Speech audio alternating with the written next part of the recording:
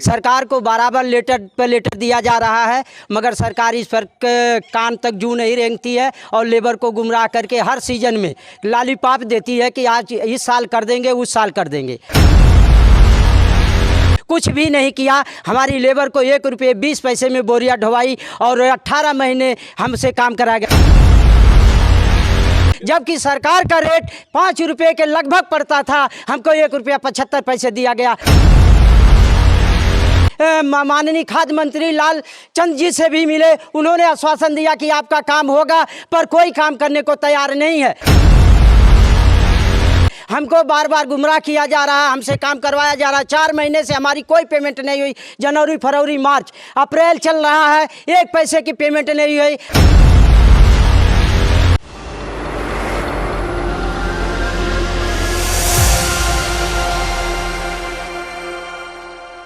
ਪੈਰਾਂ ਵਿੱਚ ਜੰਜੀਰਾਂ। Labour union Punjab Patiala. ਸਰਕਾਰ ਵੱਲੋਂ ਦਿੱਤੇ ਗਏ ਲੋਲੀਪੌਪ ਲੇਬਰ ਭਾਈਚਾਰੇ ਨੂੰ ਵੋਟਾਂ ਦੌਰਾਨ ਪਰ ਅਜੇ ਤੱਕ ਨਹੀਂ ਹੋਇਆ ਖਤਮ ਠੇਕੇਦਾਰੀ ਸਿਸਟਮ, ਜੋ ਕਿ ਜੋਕਾਂ ਵਾਂਗ ਖੂਨ ਚੂਸ ਰਿਹਾ ਹੈ ਗਰੀਬ ਪੱਲੇਦਾਰ ਯੂਨੀਅਨ ਪੰਜਾਬ ਪਟਿਆਲਾ ਦਾ। ਅੱਜ ਸਾਡੇ ਮੀਡੀਆ ਨਾਲ ਗੱਲ ਕਰਦੇ ਹੋਏ ਪੰਜਾਬ ਲੇਬਰ ਪੱਲੇਦਾਰ ਯੂਨੀਅਨ ਨੇ ਦੱਸਿਆ ਕਿ ਸਾਡੀ ਬਣਦੀ ਮਿਹਨਤ ਉੱਤੇ ਠੇਕੇਦਾਰਾਂ ਤੇ ਮੌਕੇ ਦੀਆਂ ਸਰਕਾਰਾਂ ਵੱਲੋਂ ਬੋਲਿਆ ਜਾ ਰਿਹਾ ਹੈ ਧਾਵਾ। ਸਾਡੇ ਗੱਲ ਤੇ ਵਿੱਚ ਠੇਕੇਦਾਰਾਂ ਤੇ ਸਰਕਾਰ ਦਾ ਪੱਟਾ ਪਾ ਕੇ ਸਾਡੇ ਤੋਂ 18 ਘੰਟੇ ਕੰਮ ਲਿਆ ਜਾਂਦਾ ਹੈ। ਜਦੋਂ ਸਾਡੀ ਬਣਦੀ ਮਿਹਨਤ ਦੇ ਪੈਸੇ ਲੈਣ ਦੀ ਗੱਲ ਚੱਲਦੀ ਹੈ ਤਾਂ 1 ਰੁਪਏ ਵਿੱਚੋਂ 25 ਪੈਸੇ ਹੀ ਸਾਡੇ ਹਿੱਸੇ ਆਉਂਦੇ ਹਨ ਤੇ 12 ਆਨੇ ਠੇਕੇਦਾਰ ਤੇ ਸਰਕਾਰਾਂ ਦੇ ਨੁਮਾਇੰਦੇ ਖਾ ਜਾਂਦੇ ਨੇ। ਸਾਨੂੰ ਆਮ ਪਾਰਟੀ ਤੋਂ ਬਹੁਤ ਉਮੀਦ ਸੀ ਕਿ ਆਮ ਪਾਰਟੀ ਆਉਣ ਤੇ ਠੇਕੇਦਾਰੀ ਸਿਸਟਮ ਖਤਮ ਕਰਕੇ ਸਾਡੀ ਬੰਦੀ ਪੂਰੀ ਮਿਹਨਤ ਸਾਡੇ ਹਿੱਸੇ ਆਵੇਗੀ, ਪਰ ਸਾਡੇ ਵੱਲ ਕਿਸੇ ਨੇ ਧਿਆਨ ਨਹੀਂ ਦਿੱਤਾ। ਜੇਕਰ ਇਸੇ ਤਰ੍ਹਾਂ ਠੇਕੇਦਾਰੀ ਸਿਸਟਮ ਚੱਲਦਾ ਰਿਹਾ ਤਾਂ ਆਉਣ ਵਾਲੇ ਸਮੇਂ ਵਿੱਚ ਅਸੀਂ ਕੰਮ ਬੰਦ ਕਰ ਦੇਵਾਂਗੇ, ਜਿਸ ਦਾ ਨੁਕਸਾਨ ਭਰਨਾ ਪਵੇਗਾ ਮੌਜੂਦਾ ਸਰਕਾਰਾਂ ਨੂੰ। ਇਸ ਸੰਘਰਸ਼ ਦੇ ਚੱਲਦੇ ਹੋਏ ਸਾਡੇ ਇੱਕ ਪ੍ਰਧਾਨ ਵੱਲੋਂ ਸ਼ਹੀਦੀ ਪਾ ਦਿੱਤੀ ਗਈ ਤੇ ਫਿਰ ਵੀ ਨਹੀਂ ਜਾਗੀਆਂ ਸਰਕਾਰਾਂ। ਠੇਕੇਦਾਰਾਂ ਦੇ ਨਾਲ ਹੱਥ ਮਿਲਾ ਕੇ ਘੁਣ ਮੰਗ ਖਾ ਰਹੀਆਂ ਹਨ ਸਰਕਾਰ। ਆਪਾਂ ਅੱਜ ਗੱਲ ਕਰਦੇ ਹਾਂ ਲੇਬਰ ਯੂਨੀਅਨ ਦੀ, ਪੰਜਾਬ ਲੇਬਰ ਯੂਨੀਅਨ ਦੀ। ਇਹ ਉਹ ਪੰਜਾਬ ਲੇਬਰ ਯੂਨੀਅਨ ਦੇ ਸ਼ੇਰ ਨੇ, ਉਹ ਮਹਾਨ ਹੀਰੋ ਨੇ ਜਿਨ੍ਹਾਂ ਨੇ ਕੋਵਿਡ ਦੇ ਵੇਲੇ ਘਰ ਘਰ ਅਨਾਜ ਪਹੁੰਚਾਇਆ, ਪਰ ਇਹਨਾਂ ਦਾ ਅਨਾਜ ਪਹੁੰਚਾਇਆ ਪਰ ਇਹਨਾਂ ਦੇ ਮੂੰਹ ਦੇ ਵਿੱਚੋਂ ਰੋਟੀ ਖੋਈ ਜਾ ਰਹੀ ਹੈ ਸਰਕਾਰਾਂ ਵੱਲੋਂ। ਲੋਲੀਪੌਪ ਦਿੱਤੇ ਜਾ ਰਹੇ ਨੇ ਸਰਕਾਰਾਂ ਵੱਲੋਂ। ਗਰੀਬ ਜਨਤਾ ਹੈ, ਮਜ਼ਦੂਰ ਜਨਤਾ ਹੈ, ਰੱਬ ਦੇ ਦਰਵੇਸ਼ ਜਨਤਾ, ਪਰ ਇਹਨਾਂ ਦੇ ਨਾਲ ਖਿਲਵਾੜ ਕੀਤਾ ਜਾ ਰਿਹਾ ਹੈ। ਇਹਨਾਂ ਦੇ ਜਿਹੜੇ ਹੱਕਾਂ ਦੇ ਉੱਪਰ ਡਾਕੇ ਮਾਰੇ ਜਾ ਰਹੇ ਨੇ ਸਰਕਾਰਾਂ ਥਰੂ ਠੇਕੇਦਾਰਾਂ ਵੱਲੋਂ। ਅੱਜ ਆਪਾਂ ਗੱਲ ਕਰਦੇ ਹਾਂ ਪੰਜਾਬ ਲੇਬਰ ਯੂਨੀਅਨ ਪੱਲੇਦਾਰੀ ਪਟਿਆਲਾ ਦੀ। ਉਹਨਾਂ ਦਫ਼ਤਰ ਵਿੱਚ ਬੈਠੇ ਹਾਂ, ਉਹਨਾਂ ਦੀਆਂ ਮੁਸ਼ਕਲਾਂ ਦਾ ਵੀ ਆਪਾਂ ਕੋਈ ਨਾ ਕੋਈ ਮਸਲਾ ਹੱਲ ਕੱਢਾਂਗੇ, ਉਹਨਾਂ ਦੀਆਂ ਮੁਸ਼ਕਲਾਂ ਵੀ ਸੁਣਾਂਗੇ। ਆਪਾਂ ਗੱਲ ਕਰਾਂਗੇ ਇੱਥੋਂ ਦੇ ਨੁਮਾਇੰਦਿਆਂ ਦੇ ਨਾਲ, ਇੱਥੋਂ ਦੇ ਪ੍ਰਧਾਨ ਦੇ ਨਾਲ, ਕੀ ਮਸਲੇ ਨੇ, ਕੀ ਗੱਲ ਹੈ। ਕੀ ਨਾਮ ਤੁਹਾਡਾ ਜੀ? बाबूलाल भारद्वाज, पंजाब पल्लेदार यूनियन पटियाला। मैं आज लेबर के संघर्ष के लिए 20 साल से लड़ाई लड़ रहे हैं ठेकेदारी सिस्टम ख़त्म करने के लिए। सरकार को बराबर लेटर पे लेटर दिया जा रहा है, मगर सरकार इस पर कान तक जू नहीं रेंगती है और लेबर को गुमराह करके हर सीजन में लॉलीपॉप देती है कि आज इस साल कर देंगे, उस साल कर देंगे। कुछ भी नहीं किया। हमारी लेबर को 1 रुपये 20 पैसे में बोरिया ढोवाई और 18 महीने हमसे काम कराया गया। उसके बाद फिर DC साहब ने हमसे विनती किया था कि आप मेरा काम चलवा दीजिए कोरोना पीरियड में, मैं आपको सीधी पेमेंट दूंगा और ठेकेदार को नहीं लाने दूंगा। फिर DC साहब ने ये बात नहीं, बड़े ठेकेदार आए और उनको टेंडर देकर हमको 18 महीने उनसे शोषण करवाया गया। 1 रुपया 75 पैसे में बोरी ढुलवाई गई, ना कि मेरा रुपया पूरा जमा कराया गया, जबकि सरकार का रेट 5 रुपये के लगभग पड़ता था। हमको 1 रुपया 75 पैसे दिया गया। ठेकेदार कभी 18 महीने में कभी नहीं आया हमारे डिपो में हमारे मजदूरों का दुख सुख लेने। हम लोग बार बार चक्कर काटते हैं, अधिकारियों से विनती करते हैं, कोई इस पर अमल नहीं करता है।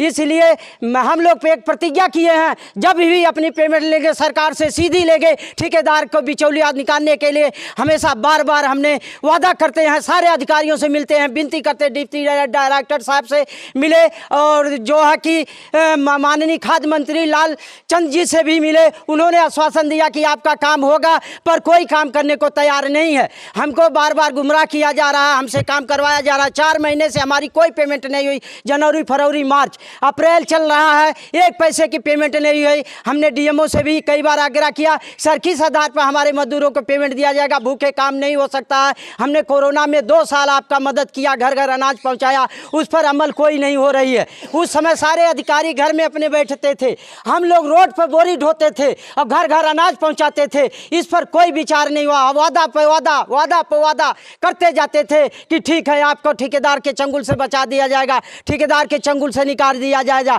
फिर ऐसा समय आया, मानयोग श्रीमान चन्नी साहब ने एक लेटर बनाया, जो उस लेटर में लिखा कि आज से ठेकेदारी सिस्टम खत्म करके लेबर को सीधी अदायगी दिया जाएगा। उस समय चुनाव का एक प्रक्रिया शुरू हो गया। उस समय चन्नी साहब चुनाव भी हार गए, मगर उन्होंने लेटर, एक मुख्यमंत्री का लेटर, अगर ये सरकार फॉलो नहीं करती, ये अधिकारी नहीं फॉलो करते हैं, तब कार्यपालिका किसका आधार करेगी? तब इस तरह कोई न्याय नहीं करवा पाएगा। जब किसी का न्याय लिखा हुआ लेटर पर न्याय नहीं होगा, तो इस तरह से हम लोग यही उसी लेटर के आधार पर आज ले काम करते आ रहे हैं। विनती यही करते हैं सरकार से भी, अपने सारे डीएम अधिकारियों से, एमडी साहब से और सारे खाद्य मंत्री और डिप्टी डायरेक्टर साहब से भी विनती करते हैं कि हमारा ठेकेदार को निकाल कर हमारी सीधी पेमेंट हमारे लेबर के अकाउंट में दिया जाए, जिससे हमारी लेबर अपने काम को सुचारू रूप से करते हुए अपने परिवार का पालन पोषण कर सके और आगे अपनी शिक्षा दीक्षा अपने बच्चों का करवा सके, जिसमें कि आज तक सरकार ने कोई अमल नहीं कर रहा। मैं विनती करता हूं सरकार से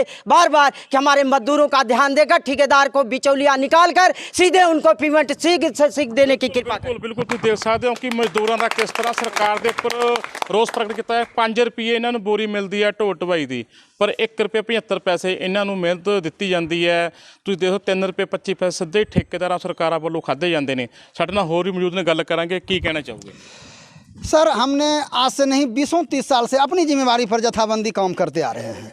हमने शुरू से लड़ाई यही लड़ रहे हैं कि जो ठेकेदार को देते हैं वो सीधा लेबर को दिया जाए, और इसमें महकमा जो अधिकारी हैं ये अपना गौर नहीं करते हैं, अपना जिम्मेवारी नहीं निभाते हुए ठेकेदार को सौंप देते हैं। हमने यही चाहते हैं जो महकमा हमसे काम करवाते हैं, मार्केट बियर और जो भी एजेंसी हैं, वो हमको लेबर को सीधा डीलिंग करे। जी बिल्कुल सही गल कही। साडी जिहड़ी लेबर है मेहनत सीधी साडे डायरैक्ट साडे खाते में पाई जाए, ठेकेदारी सिस्टम खत्म किया जाए, जिहड़ी साडी बनदी मेहनत है, हक पसीने खून पसीने की कमाई सानू मिले। साडे नाल होर भी मौजूद ने, गल करां, की कहना चाहोगे? सोनी जी की कहना चाहोगे? सर इदां हुंदा, देखो जिवें 5-5.5 रुपए ਤਾਂ ਸਰਕਾਰ ਦੇ ਰਹੀ ਆ ਠੇਕੇਦਾਰਾਂ ਨੂੰ, ਸਾਨੂੰ ਉਹੀ 1.5 रुपए ਤੇ ਬੋਰੀ ਢਵਾਉਂਦੇ ਆ। ਜੇ ਉਹੀ ਸਰਕਾਰ ਸਾਨੂੰ ਉਹਦੇ ਨਾਲ 5 ਪੈਸੇ ਘੱਟ ਵੀ ਦੇ ਦੇ ਤਾਂ ਅਸੀਂ ਤਾਂ ਵੀ ਖੁਸ਼ ਹਾਂ ਜੀ, ਕਿਉਂ ਡਾਇਰੈਕਟ ਮਿਲ ਜੇ ਸਾਡੇ ਬੰਦਿਆਂ ਨੂੰ। EPF ਘਪਲੇ ਹੁੰਦੇ ਆ, ਪੇਮੈਂਟ ਦੇ ਘਪਲੇ ਆ ਜੀ, ਬਹੁਤ ਘਪਲੇ ਆ। ਇਹਦੇ ਨਾਲ ਦੱਸੋ ਗਰੀਬ ਕੀ ਕਰੂਗਾ? 4-4 ਮਹੀਨੇ ਹੋ ਗਏ ਪੇਮੈਂਟ ਨਹੀਂ ਮਿਲ ਰਹੀ, ਬੱਚੇ ਪਾਲਣ ਪੋਸ਼ਣ ਕਿਵੇਂ ਕਰਾਂਗੇ ਜੀ? ਇਹਦੇ ਨਾਲ ਬਹੁਤ ਦਿੱਕਤਾਂ ਨੇ। ਇੱਕ ਬੰਦਾ ਦੇਖੋ ਬੈਠਾ, ਉਹ ਲੱਖਾਂ ਰੁਪਏ ਕਮਾ ਰਿਹਾ, ਜਿਹੜਾ ਬੋਰੀ ਚੱਕ ਕੇ ਕਰਨ ਵਾਲਾ ਉਹਦੀ ਰੋਟੀ ਨਹੀਂ ਪੂਰੀ ਹੋ ਸਕਦੀ।